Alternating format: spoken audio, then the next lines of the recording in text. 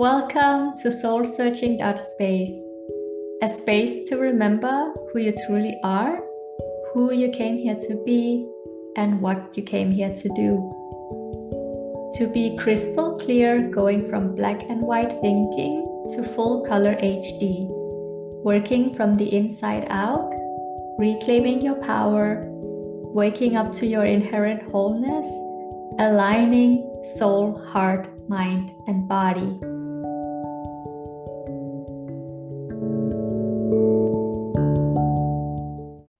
Hello, and thank you for tuning in. In the previous episode, we explored some of the stories, beliefs that create our reality.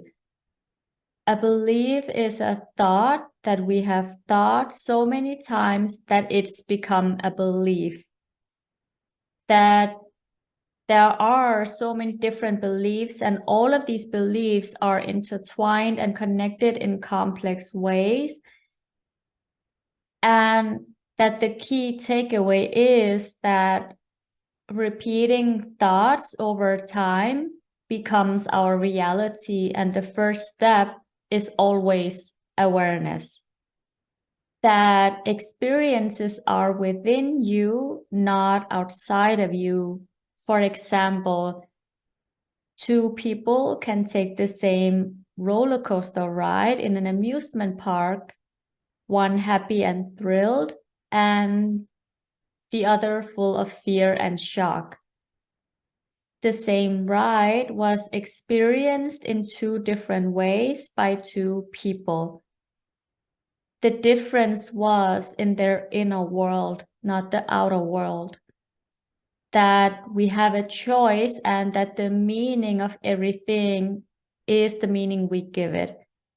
That our experiences are what we say they are. When we choose to experience things positively, our life will be positive. In this episode, we are diving deeper into the realities. We were born into a story. During our upbringing, we were surrounded by people. These people are our parents, caregivers, siblings, relatives, teachers, friends, and more.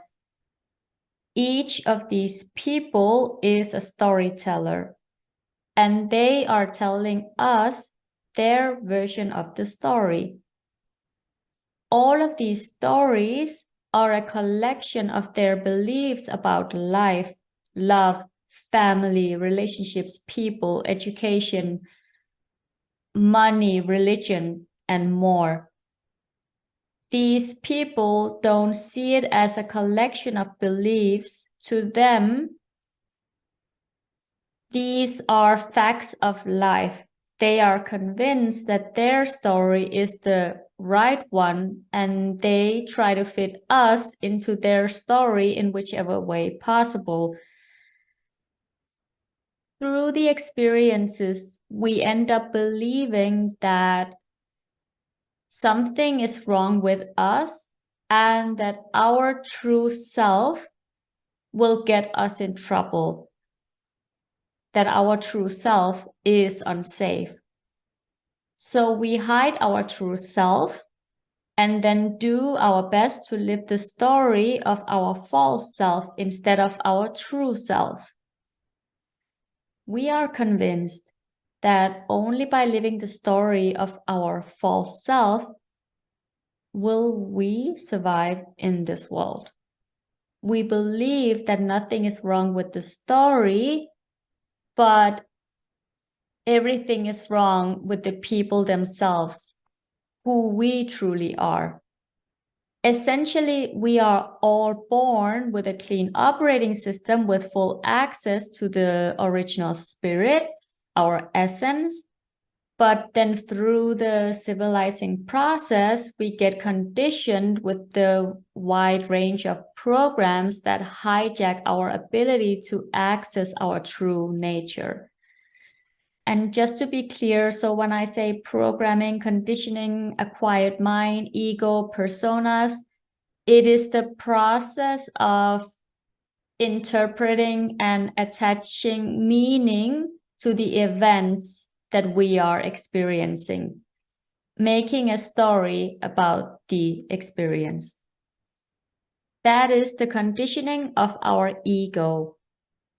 Over time, to keep ourselves safe, we only run the programs of our environment, of who we think we should be, in order to be safe and survive. So we run these stories, these beliefs, these narratives about who we think we are. These stories and beliefs become our reality and dictate our lives. Mistakenly, we think these stories are keeping us safe, protecting us from rejection and humiliation. The reality is they are just stories we make up in our mind by attaching meanings to experiences, situations, circumstances, and events. In a way, we are serving thousands of different voices and stories. If someone has amnesia, do they really forget who they are? Or do they just forget the story of who they are, the story of their life? They only fail to recall the stories about themselves. This shows how impactful stories and beliefs about yourself are. The truth is they thought the story was them. After amnesia, without the story, they feel lost, but they are still right there. The story is about the belief about themselves and life. If you lost your story, would you cease to exist?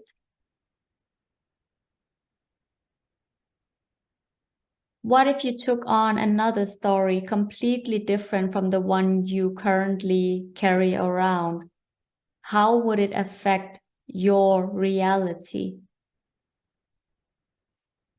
There is more to you than your stories and how you relate to your stories and how your stories reflect your reality. If two people can take the same ride and have a different experience, this shows that multiple realities exist at the same time. You have a perspective of life that is yours. You have your lived experiences and these stories, which creates the story of your life, your reality. All the things that you experience, good and bad, come together to this culminating moment that creates who you are now. And everything makes sense because of every piece of your life story. You are the leading role of your life, your movie, your show, your reality. It is the reality of you. When we watch a movie or a TV show, we see the life of a certain person. The movie is shot from an angle where the leading role, the star of the movie, the hero, the main character, is at the source of everything, and everything else that is happening happens as someone else's story. If we take the same movie or TV show and shoot it from a different perspective from another person in it, it would be a totally different movie or a TV show. So if a movie was shot from the person on the roller coaster who was happy and thrilled, that person would be playing the leading role, and the person who was filled with fear and shock would play a supporting role if it was someone that person was close to. If it was a complete stranger, that stranger would play a bit role in the movie, the TV show, the life of the person who was thrilled and happy. The reality is that what happened during our childhood impacts our experiences, our stories, our meanings, our beliefs, and ultimately our reality. In your reality, in your life, in the TV show of you, in the movie of you, you are the lead, and everyone else is either playing a supporting role, a cameo, an extra, or a background role, a bit role, a guest star, or a recurring role, or a regular. So in your life, you are the leading role. And right now, if this is the first time you're tuning in to this podcast, I just play a bit role in your life. If you were a client of mine, I may even play a bigger role in your life. But I could never be the lead role in your life, in your reality, because you are the leading role in your life, in your reality. And I am the leading role in my life, in my reality. So it all depends on from which perspective we are observing things. What sometimes happens is that because others take up a big space of our lives, we imagine that they are the lead in our reality, and we forget that they have their own reality and we have our own reality. We each have our roles to play. And sometimes we want to be the lead in other people's reality, and then we get disappointed because others didn't treat us as the lead in their movie, in their reality. What happens with the ego is that due to our upbringing and the stories of other people, we think we need to be everything for everyone in order to survive. So we thought we need to take on different roles and not be the lead in our own movie, our own show, our own life, and our own reality, but that others are the lead in our movie, our show, our life, our reality, and we play a bit role in their realities, never taking the lead in our own reality. So this is not about invalidating other people's realities, because multiple realities exist and all realities are valid. And remembering that things can be real and true for someone that are very different and untrue for someone else. Due to the programming, we often feel that if we don't have the same opinions with other people, we are divided. If we can't coexist with other people who disagrees with us and care about people just because they don't share our opinion, it creates a world where we feel divided. Oftentimes we think that our experience should be the same. And if we hear other perspectives which are different from ours, we then somehow invalidate it. We don't have the ability to expand and have space for different truths and realities that aren't the same, even though they are all valid. And valid doesn't mean the same and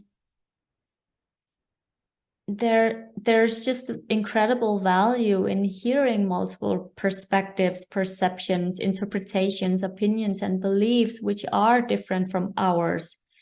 It doesn't mean that we have to adopt it as the same or make it the same and merge it together and make it our own.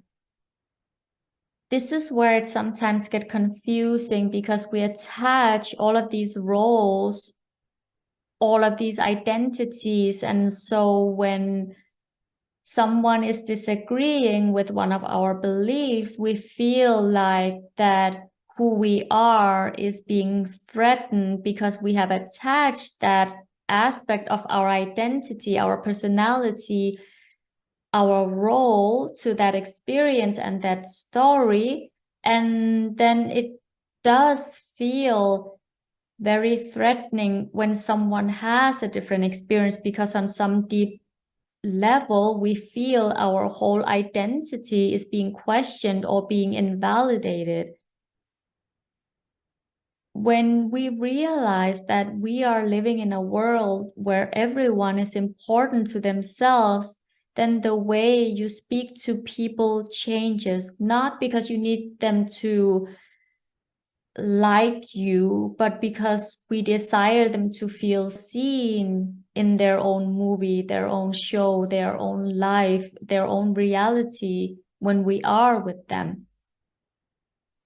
When we have the power to do that, people feel good about who they are around us. People don't fall in love with people at first. They fall in love with how they feel about themselves around people. This isn't about people pleasing. What we want is to have real and authentic relations and relationships with one another. And the only way we can have that is by truly honoring from a place of love, where we are the most important human being in our own lives, and that we are the most important person for ourselves, and having conversations where we can honor all the different realities at the same time to coexist. As long as we live, we will never be the lead in someone else's movie, in someone else's reality. So why do we want to be? Why do we forget that we are the lead in our movie, on our own show, our own life, our own reality, and that they are the lead in their movie, their show, their life, their reality? We get to make a conscious choice that we are the lead in our life and our reality, and that we matter just as much as everyone else does. Who are you when you can be around people who matter because you believe that they do and that you do? What conscious choices do you make when you and others matter? We are all the lead in one reality, appearing in thousands of realities at once, trying to figure out how to matter, hoping someone else is going to do it for us. But we are the ones who get to write the script. You get to decide how you want to live and how you want to express your life and yourself. What you want to learn, where you want to go, how you want to love, what memories you want to create and make, what kinds of friendship you want, and how do you want that story of your life to go. The only person who can write the script where you are the lead is you. You are the lead. You are the star. And what if you made a conscious choice to be the lead in yours and allowed others to be the lead in theirs? There's one movie that's all about you. And there are so many movies where you get to play another role. You are the star of your reality. and you get to decide how you show up in other people's movies, shows, lives, and realities. What if you made a conscious choice about who you get to be in as many incredible movies, shows, lives, realities as possible? Not as who you think you should be, but as who you truly are.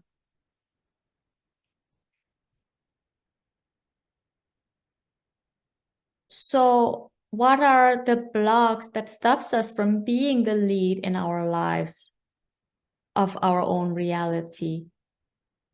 We often place our validation on others. One of the most dangerous addictions is the addiction to external validation.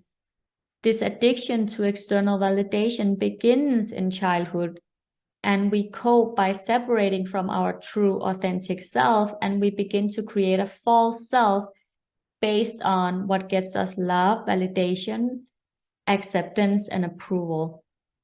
We all care about how people view us and perceive us and what people think of us. We can become desperate looking for that validation. And the brain isn't concerned with making you happy. Its only concern is keeping you safe. It's focusing on what is familiar. And from an evolutionary perspective, what's familiar is safe. What we can predict is safe. Most of us feel like unless someone else shows us that we matter, we don't.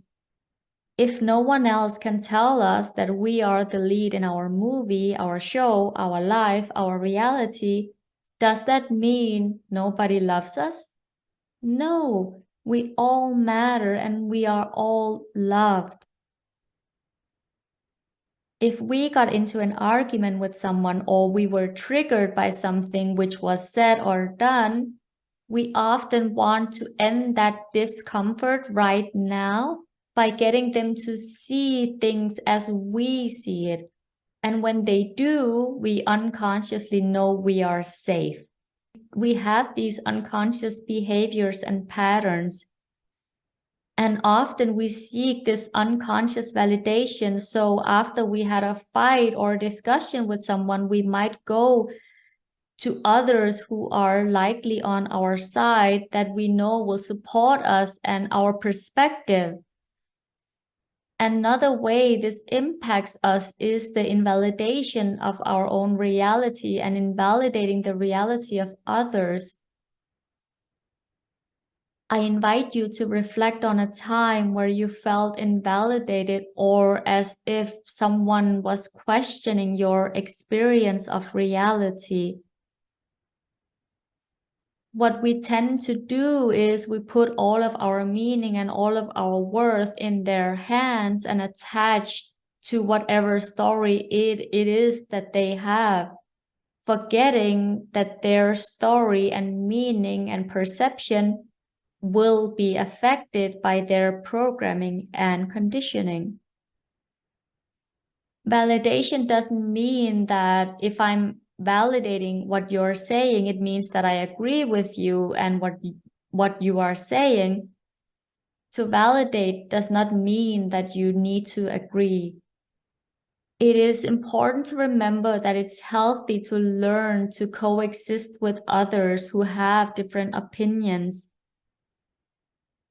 and be grounded and actually hear another person's perspective without getting into that triggered emotional reactivity. Why is it that people who triggered us still matter so much? Because they didn't make us the star of their movie, their show, their reality. Why is it that they become the leading role in our movie, our show, our reality, our life? This is how we get sucked into abusive relationships and people-pleasing. It is our responsibility to take the lead from a place of love and make ourselves the most important person in our movie, our show, our life, our reality. Often when we are triggered, we immediately want to prove them wrong and maybe even end up saying hurtful things which we can't take back.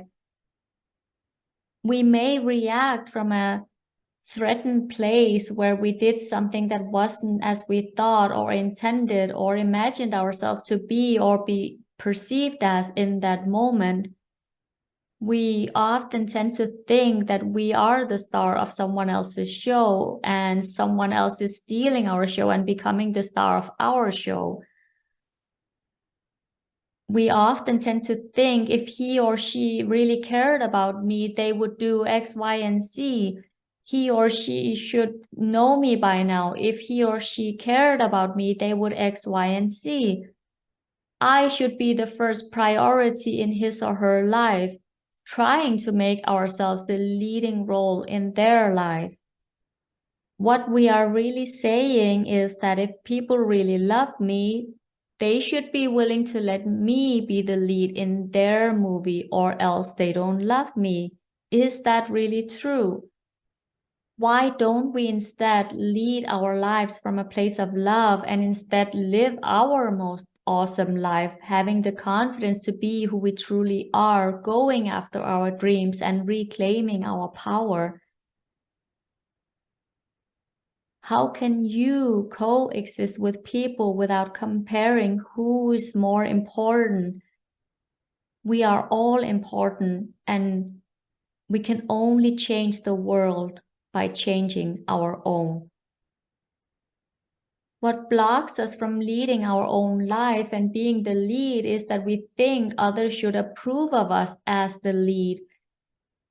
We've got to take responsibility and lead ourselves into our leading role and remember that we are all the lead in our own reality.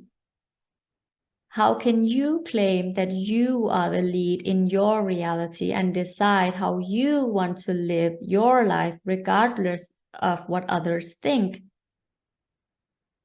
How can you lead yourself in your leading role, in your reality, in your show, in your movie, and understand that some people won't like it because of how their movie, their show, their reality is now going to be affected by your decisions?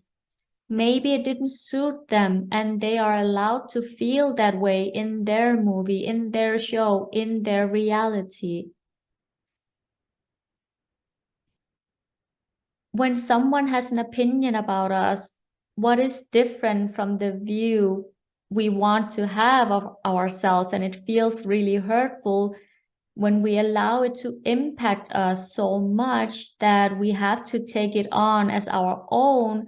That is a clear indication for us to realize that, okay, there's a part of me that is wounded and still believes and needs my attention. And this is an opportunity for me to get curious and go within with curiosity, with love. I invite you to reflect for a moment.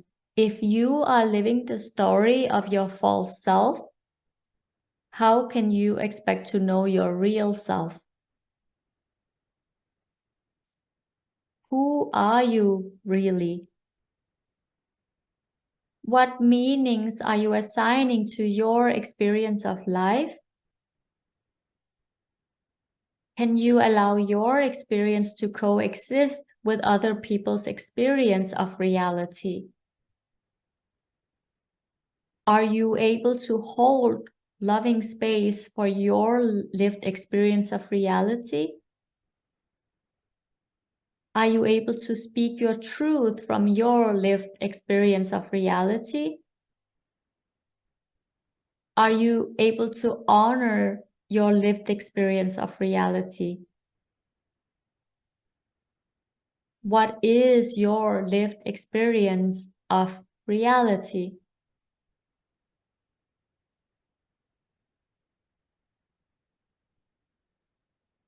The reality is that we are each responsible for how we perceive ourselves and how we perceive someone else. how we respond to them, and how we allow another person's view or opinions or anything about their experience with us affect us. It's all just information and feedback. We get to know ourselves from perceptions and perspectives.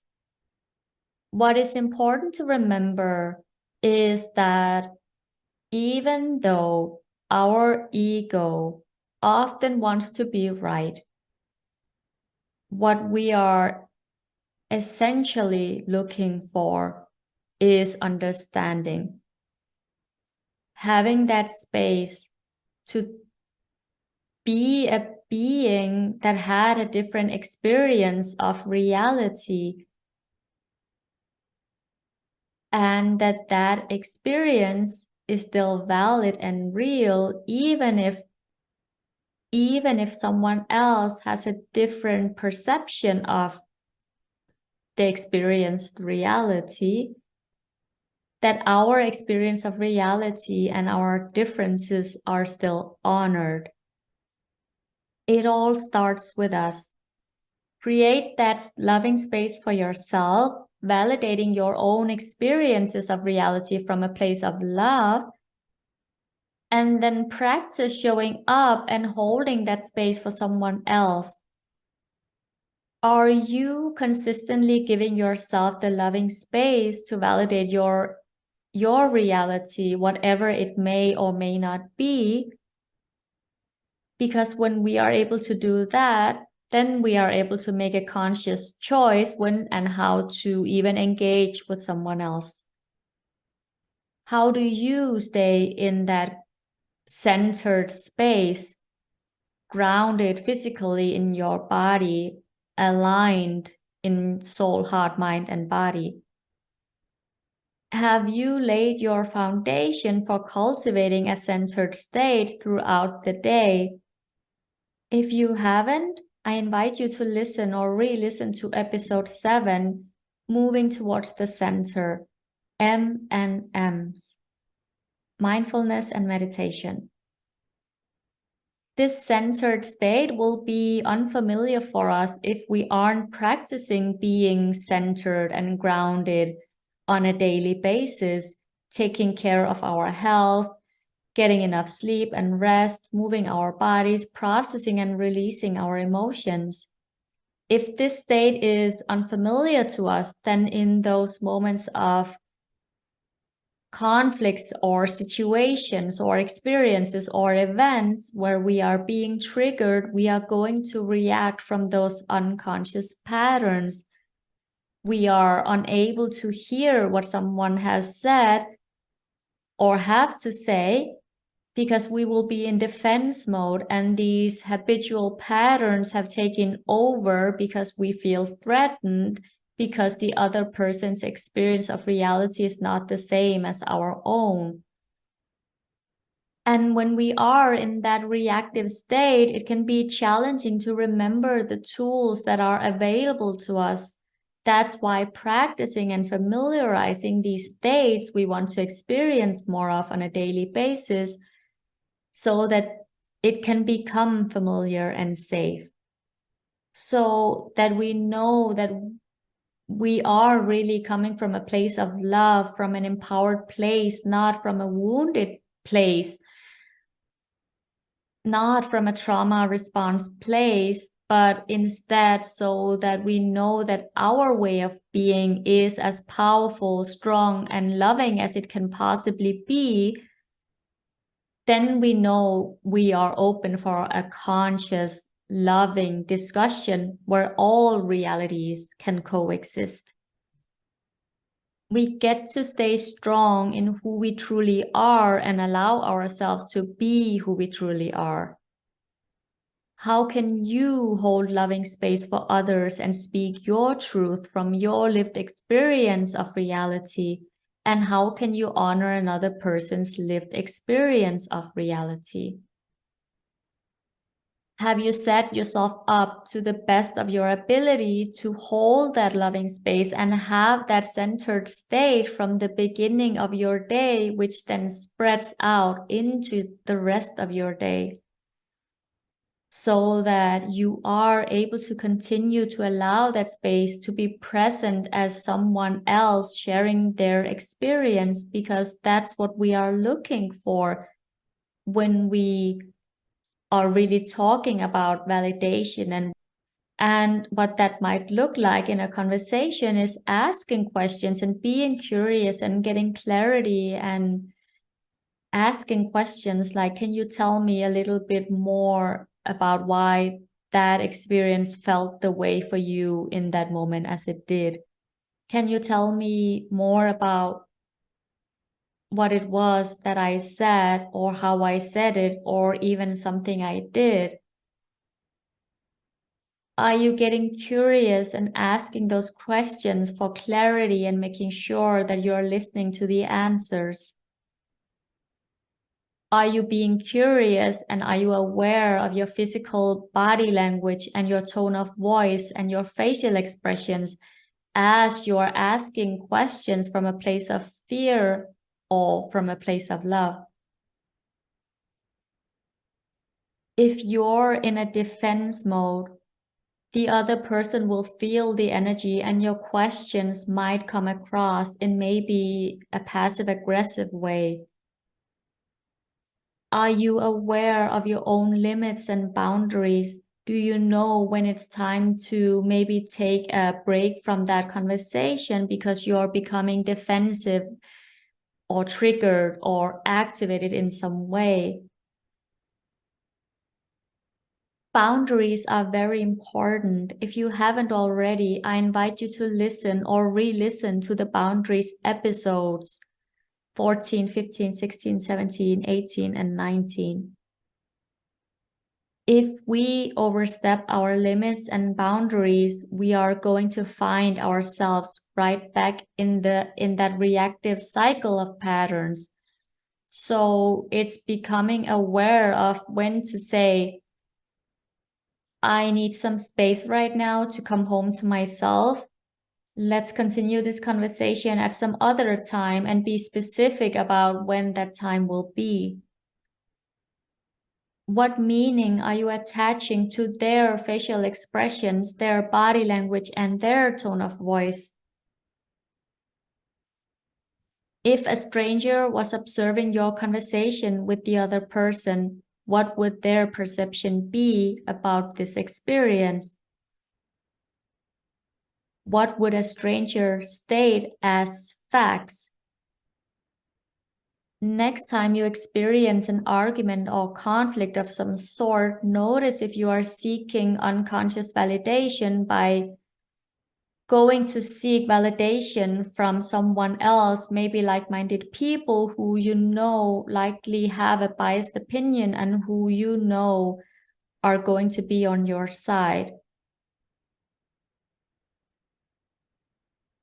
Do you know they'll support you and your perspective? What would it feel like to witness yourself in that moment and peel back the layers of what is really going on behind the scenes? Are you able to take away the judgment and criticism and just witness that and hold loving space for yourself? Can you witness and allow the feedback and the information about who you are and how you are responding? How would that feel like for you? How would it feel like to be completely honest with yourself without seeking the validation from others? Are you able to notice when a part of you is reacting to something that just happened and still be able to hold space for the other person who you are present with? Can you coexist and hold both your own and their opinion of what happened?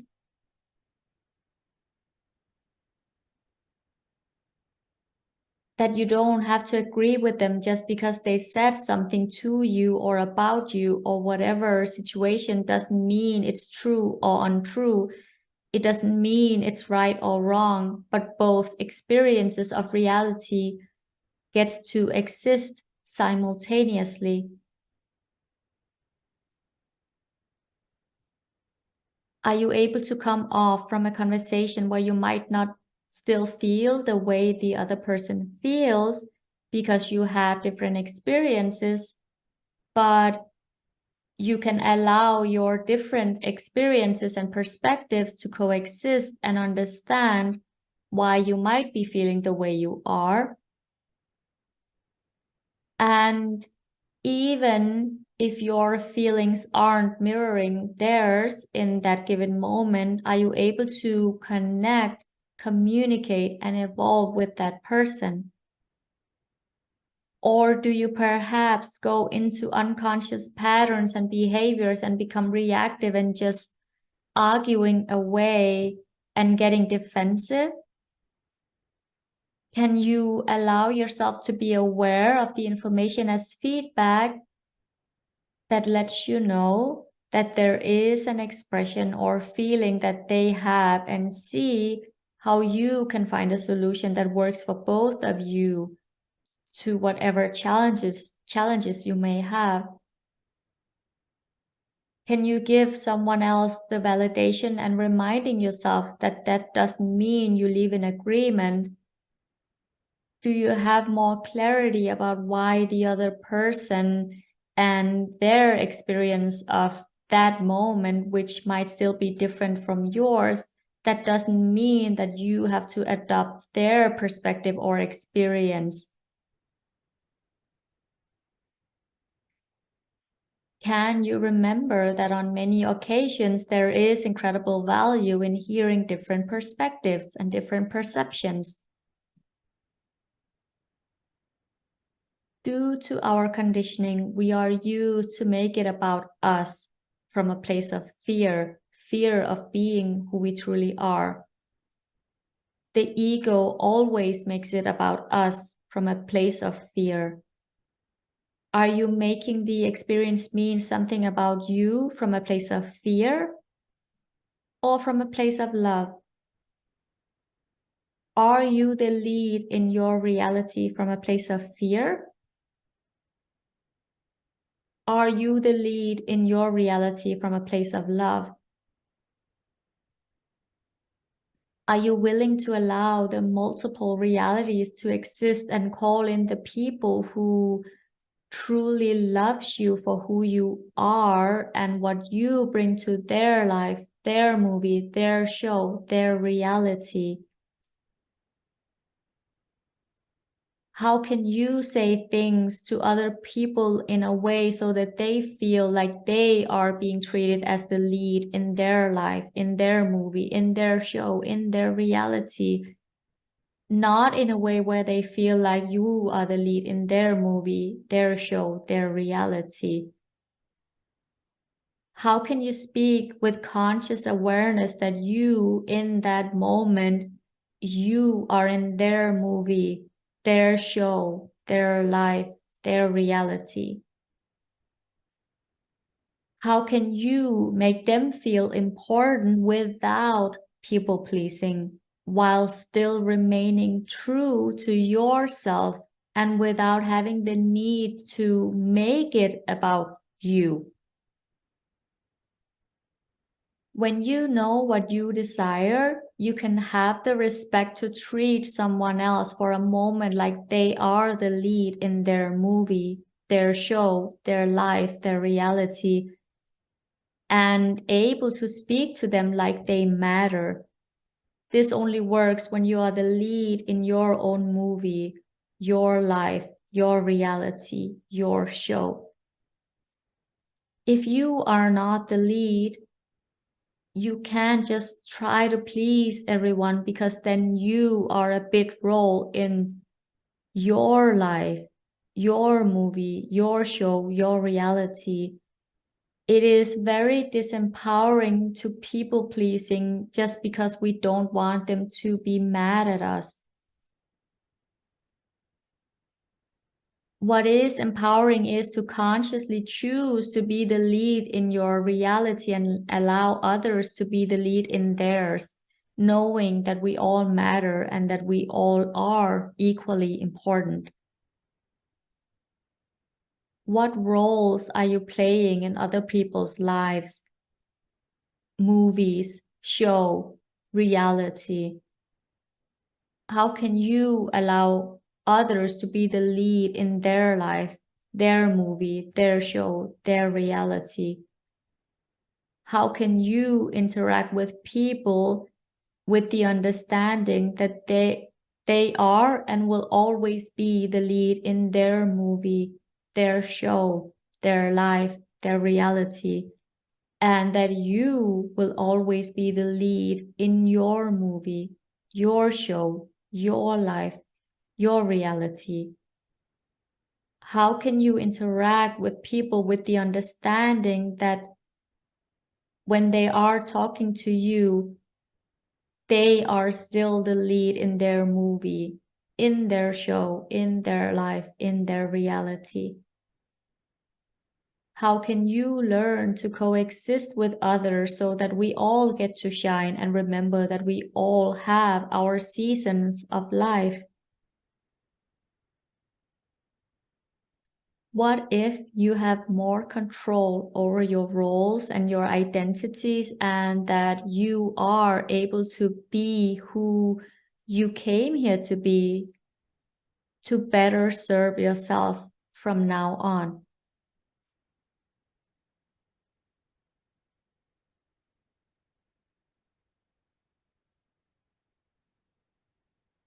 Did something resonate with you? Who are you going to be, and what are you going to do about it? Thank you for being here with me. Thank you for allowing me to be a part of your reality. And thank you for being in my reality. Thank you for your time and thank you for your presence. I look forward to being with you again. I am sending you so much love. And until next time, may you remember that you are the script writer, the storyteller, the set designer, the lead, the director, and all of these things. And you get to choose how you want to experience your reality.